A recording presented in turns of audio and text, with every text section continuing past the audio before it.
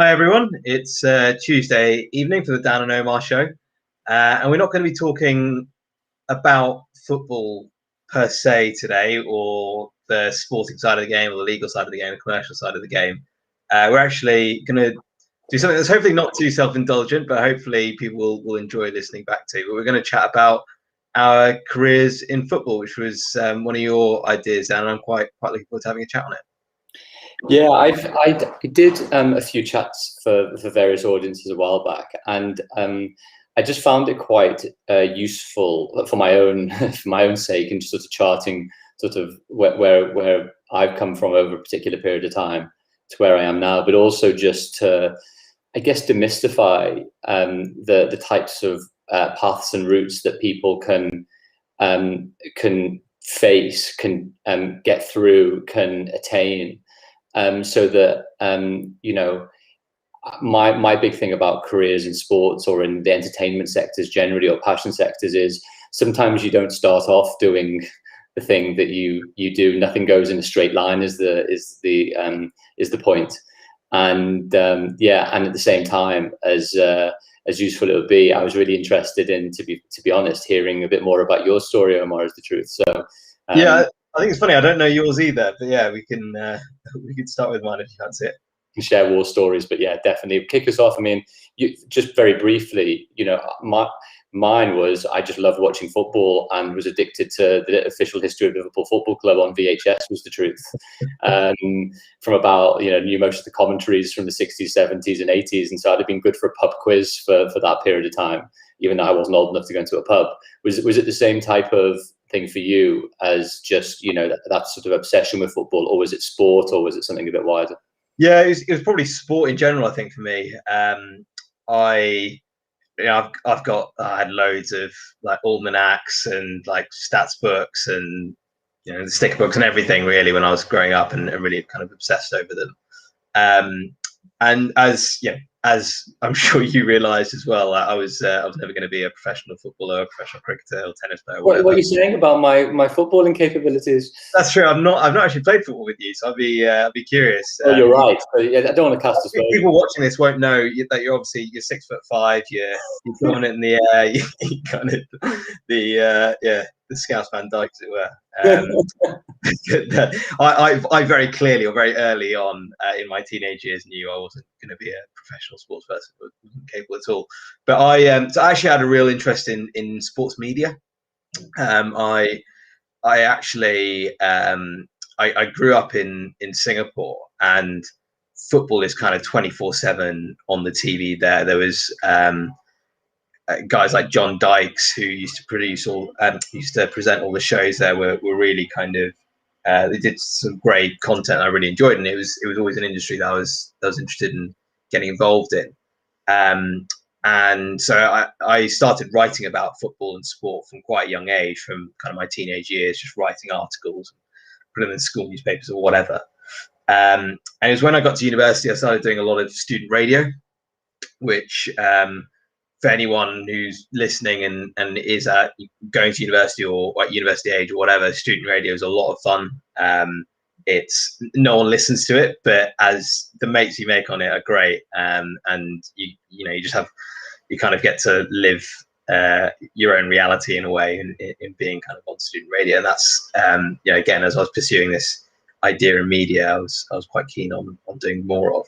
And that's why you're so Omar. Is that basically what you're saying? Yeah, exactly. That's it. All came from Radio Warwick. But I was so keen to get into media. I actually started writing a blog, which was railing. I don't know if you remember this, but about 10 years ago, football punditry kind of hit a low point. I remember there was this episode of the Match of the Day where Alan Shearer was talking about Hatton Ben Arfa, and he said, "We don't really know much about Hatton Ben Arfa, but he's come in and made a big impact in Newcastle." And there was this kind of uproar on Twitter, which was still this kind of nascent social media at the time, around how can you not know who Hatton Ben Arfa is? Established French international, if you're playing in the Champions League, Europa League, and so on. And it really felt there was kind of this low ebb in quality of football punditry. So I started writing blogs that were kind of railing against some of the prevailing narratives in football at the time. So around the England national team. Why is it they consistently fail the tournaments? Does Howard Webb support Manchester United? To what extent can you quantify momentum in title races? All these kind of things. And what I realized, I was studying economics at the time. What I realized I was able to do is apply data to analyze those various myths and facts. And I should say, I do think, as a kind of side point, the quality of punditry has really gone up markedly. I think certainly on these shores in the last 5 years or so. I think those kind of days of ex-pro turning up on TV and kind of spouting off whatever they wanted is kind of gone. And kind of Neville and Carragher, I suppose, are big parts of that on Sky. So yeah, I started using data as a means to kind of challenge myths and so on. And I really happened to be right place, right time. There was an article in the FT by a guy called Simon Cooper, who had written a book called Soccernomics. And he was writing about a data revolution happening in football. And this was back in 2011 when the Moneyball film was coming out. There'd been data in football for a long period of time, but it was only now becoming used and widespread in terms of kind of really interrogating the data. And so I was lucky in the sense that I managed to get in touch with a few people. I worked with a guy called Ian Graham for a short period. He was at a company called Decision Technology at the time. He's now the director of research at Liverpool. And Ian kind of gave me a great insight into the industry, which led me to a company called Prozone, which a lot of people will know from being made famous by the likes of Sam Allardyce, Arsene Wenger, kind of implementing Prozone analysis at their clubs. And then the guy who hired me there, a guy called Blake Worcester, set up 21st Club, which is where I'm at today and have been for the last 7 years or so. And it's all, with anyone who gets into the sports industry from being a fan, there is always this domino effect of you do one thing, it leads to the next thing, and nothing would have kind of happened without the previous thing happening. And for me, and this is always the one bit of advice, we'll probably get into kind of lessons and so on in a bit, but the one bit of advice that I always have for people is try and get yourself out there in the public space and acknowledge. And for me, that was my blog. My blog was my CV. I didn't really write a CV for any of the roles I had. I just had my blog to send to people, and that was enough at the time. So I was quite lucky in that respect. But yeah, that's how I got to where I am today. As I said, I don't know your story at all, so I'm sitting here really curious to hear what it is. Not as interesting as that, to be fair. But one question I had before I go off was so when you were you blogging still at university, or had you got to the stage post uni where Prozone became your first job, or did you do stuff before then you moved into actual football? Yeah, so my first role out of university was in football. So I was really lucky. I've never known a normal job, as it were, which is quite fortunate. I'd done the internships I'd done in kind of more normal businesses, and with Ian at Decision Technology. But yeah, my blog. I started my blog in university, and that took me all the way through to the career. It's funny that because in some ways I see quite a lot of. I hope you don't say it as I don't mean it badly. I mean it's a positive thing, but I don't want to align you to me is the truth at the same time. But there's a lot of symmetry in a lot of the things that you said early on. In that, I had a very specific obsession with football and Liverpool growing up. As I mentioned, going to the games and it impacting my Saturday nights quite considerably through my childhood and into adolescence. Which my friends would regularly take the mick out of me for. And I grew up more or less in a family of lawyers. So at least going to uni to do law was something that at least I would do, probably to conform a little bit is the truth, and then just to see what happened as a result of that. And to cut a long story short, at the end of my master's degree, I did a master's in football broadcasting rights and competition law. Got some articles published in some law journals, and that was actually the foundation of my blogging, really, to a degree. But the slight difference was that I kept on writing 5,000, 6,000, 7,000 words in obscure law journals that not many people were reading until my missus, now my wife, Holly, said, you need to actually make this accessible, put it out there for a bigger audience. and make it more accessible, so people aren't bored after 10 minutes of reading through something, is the truth, within reason. And that's how I then came about to doing more football and sports law writing and learning and understanding, because the law firms that I was at, I really wasn't doing that much sports and football work at all, especially at the beginning of my career. I was really, just as you said, Twitter was taking off back in 2009, 10. I got a good a good handle called Football Law. I started blogging, getting a bit of media attention from commenting on stories like Suarez and Terry and Balotelli and Suarez again. And from there, I started then developing a bit of a reputation for certain topics like financial fair play, third-party investment, particular types of disputes in football and sports more generally.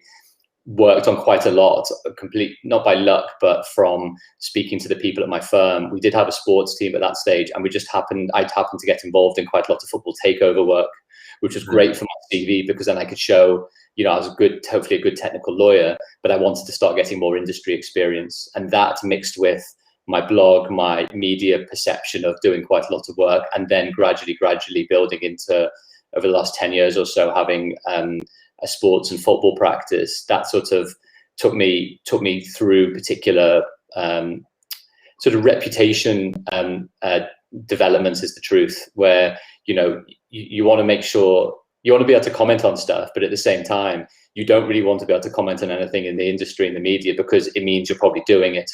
And that's actually been some of the challenges these days, and it's sometimes the challenges that we face when we're talking on here and on other platforms, because we've got lots of opinions about lots of things. But we also need to be very careful, because in a great way, we're doing lots of industry leading stuff, and we need to be sensitive and sensible in generally the types of conversations we're having. Yeah, exactly. Yeah, I use social media in a very different way to what I did 10 years ago, where I was mouthing up on everything. Now I think I'm pretty mild on social media with some of the things I come out with for those very reasons.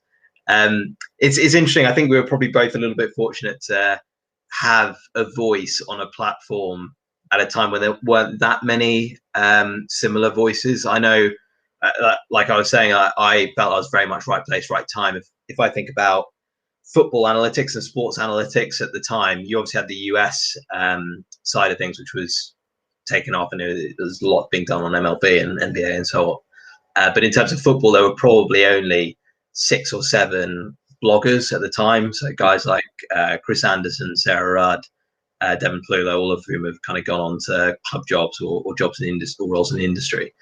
And so it was obviously a lot easier to kind of stand out from the crowd. That said, a lot of the people that we hire, I don't know if it's the same case for you, but a lot of the people that we hire have demonstrated some kind of skill, knowledge, experience, not necessarily having been employed in the industry, but maybe in a blog or a social media feed. And that it just makes a world of difference, because you're looking at someone's CV, or you look at 2 people's CV, and a lot of the time the skills look the same, the education looks the same, the bio looks the same, and all that kind of stuff. But if someone's been out there and kind of managed to scrape data or cobble together data from a particular point and done an interesting piece and whatever it is, then clearly a not only does that show kind of applied skills and knowledge, but B, it also shows a bit of a kind of growth mindset, upstart mentality to try and do things differently. And like, if I look at my blog and I look at the early blogs, they are terrible.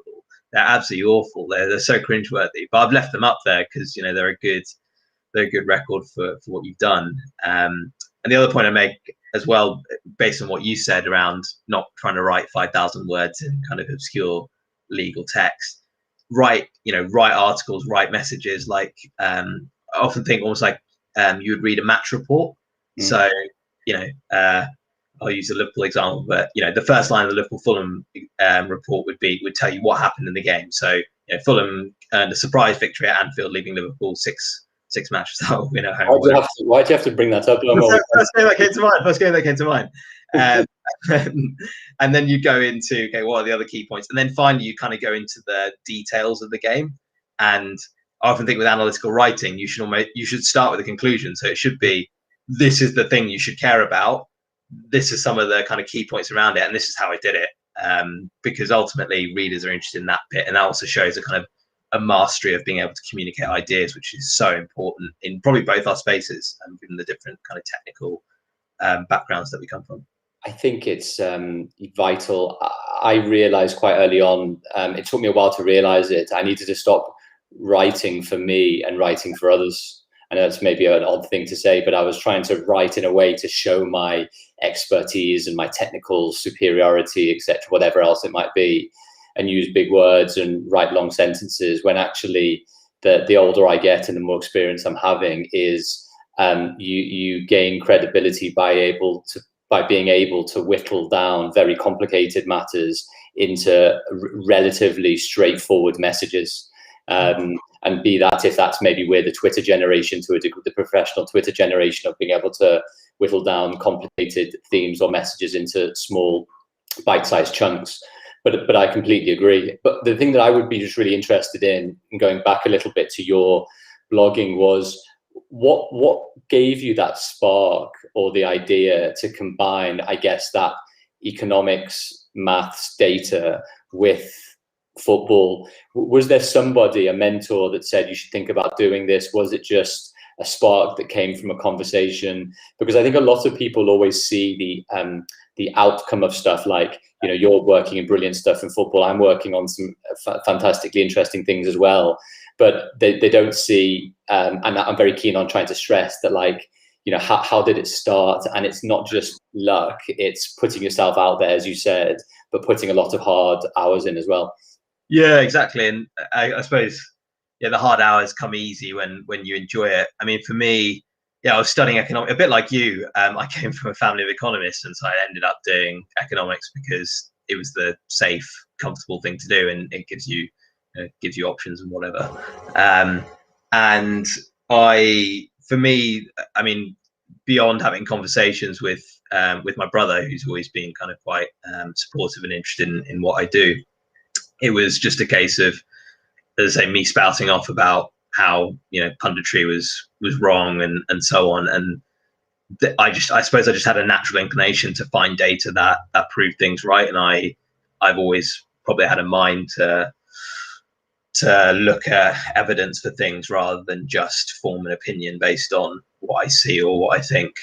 So yeah, that's where it came from. And then it just steadily grew from there, where it moved from being this blog around, you know, themes in football media, to a blog that was much more focused on using data to unpick big issues, big narratives that were around at the time. So yeah, it's, I suppose, accidental in some ways, but there are so many interesting topics out there that I think people can explore. You know, in my space, in data, in your space, in law as well, in everything that's happening in football, that just look at whatever takes your interest. Like, I wouldn't try and over manufacture, oh, I should be writing about this particular thing, or tweeting about this particular thing, or Instagramming about this particular thing because I know this particular company is doing that kind of thing. Like, do whatever, like, for me, it was whatever interested me, and proving that Howard Webb wasn't a biased referee was something that happened to interest me, and it has clearly served me relatively well.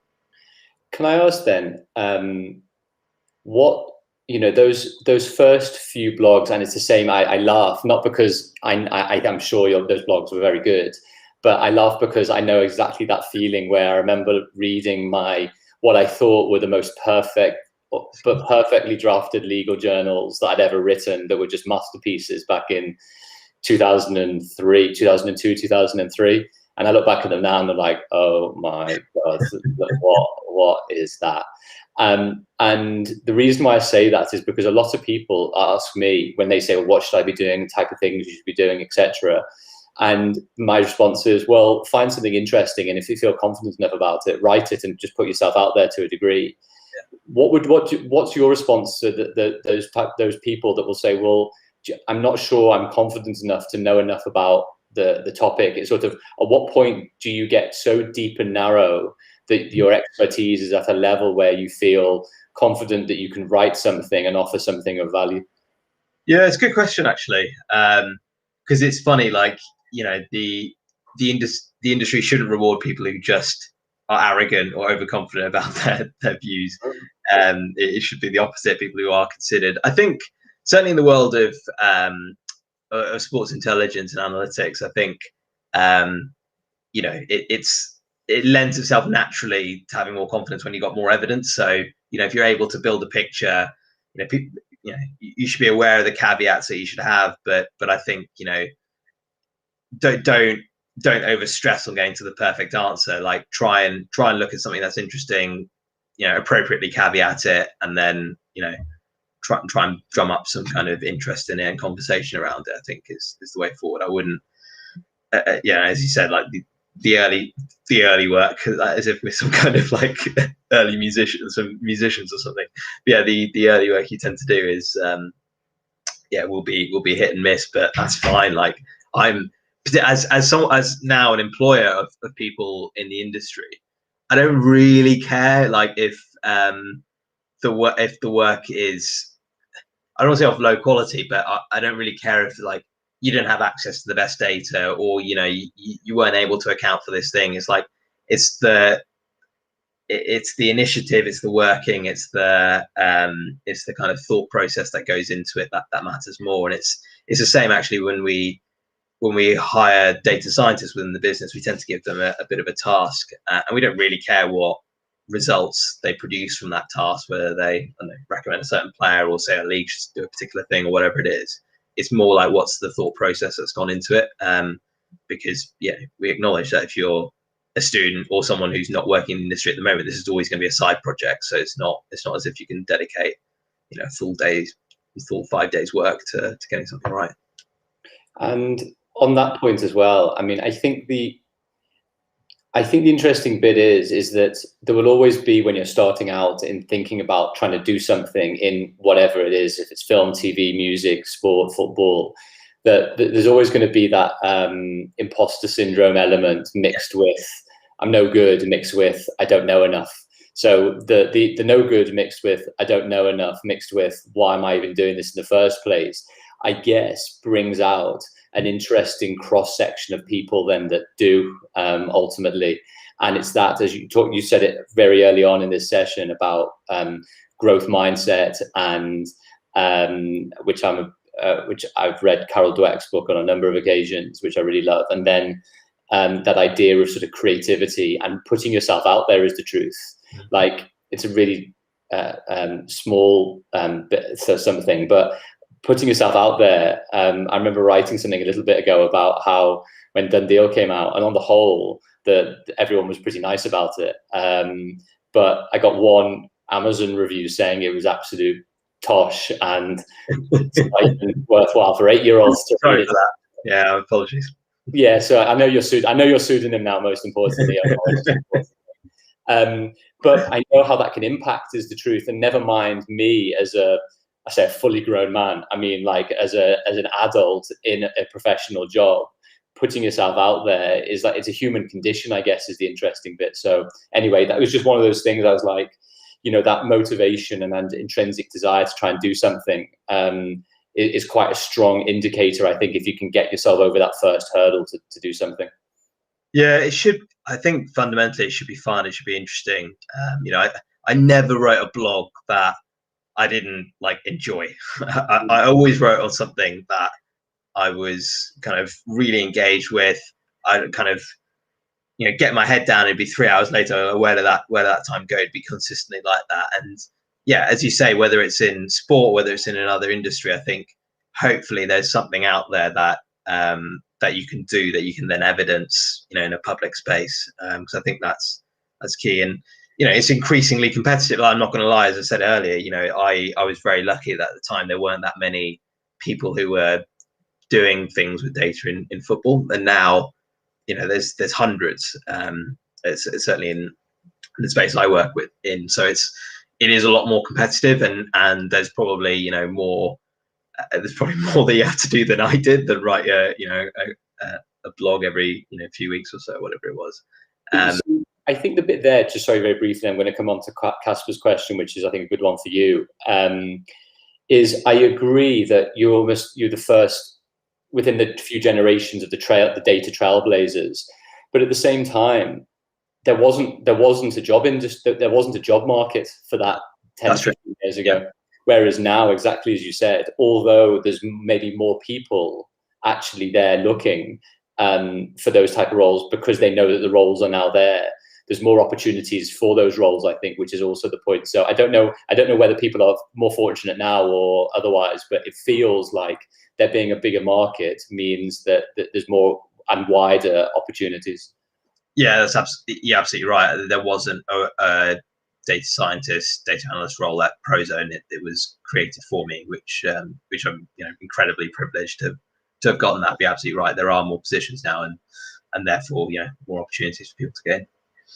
So Casper asks a question. I'm not sure if it's you can chat too much about it, but based on your experience anyway, he says, the growth of data-driven analysis, newfound obsession with XG and accounts like XG Philosophy, how do you think these things will influence the game at boardroom decision-making level in the future? Well, I mean, I say future, I'd say present is the truth. Yeah, absolutely is. My favorite anecdote on this is that we have a SMS service for clubs.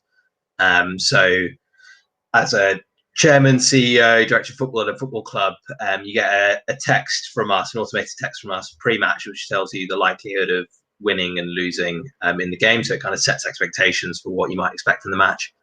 At halftime, you get an XG score. So it tells you, have you had the better half or who's been on top. And at full time, you'll get the kind of XG score and the win probability. So given how well you played in this game, what's the likelihood that you win this game? There is a club in the Premier League that has decided not to fire their head coach because they instinctively knew that the team was playing okay despite a run of not so good results. They knew it with their eyes, but they needed it. Lots of clubs have seen it with their eyes and still pull the trigger to get rid of a coach. They needed the kind of sporting evidence, and they said to us, well, without your numbers, without the SMSs, I would have probably begun to second guess myself. And so it gave them confidence to stick with the manager, who then stayed for another couple of years at least, I think. So, it's already influencing decision making. I think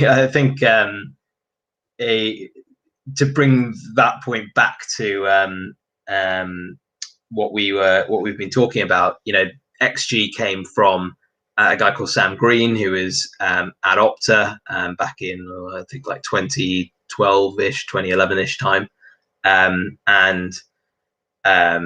he has kind of forged a career in sport as well. He's been at different clubs, he's worked in different sports, and it's again something that he put out there on. Admittedly, it wasn't a business at the time, but it's something that he managed to put out as a new idea that has spread like wildfire in the sport. So again, just shows the impact of putting ideas out there and the impact that can have on a career. Yeah, I mean, the truth, the interesting bit now as well that I can see is that XG is so mainstream that, I mean, this is the best example. I'd say one of the examples is like Match the Day and Monday Night Football are using it like it's a normal type of stat-like possession.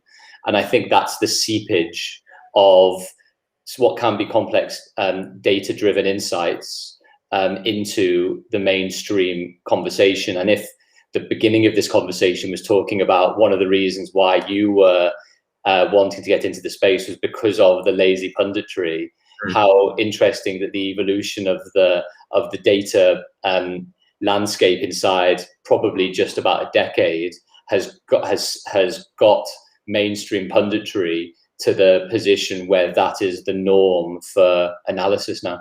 Yeah, it's kind of extraordinary thinking about it. If I think back 10 years, it would have seemed almost a bit far-fetched to have a stat that uses a logistic regression on on Monday Night Football or a Match of the Day. So yeah, there's been a huge shift, and that's a credit to people who have moved the needle, certainly in the analytics space, generally coming from outside of football as opposed to people inside of football, which I think shows the impact that can have. Well, I think Omar, it means you've got to pull a couple of favors and get Ian Graham on the show sooner rather than later. So that would be great. I'm looking forward to that one. Explain the turn of results.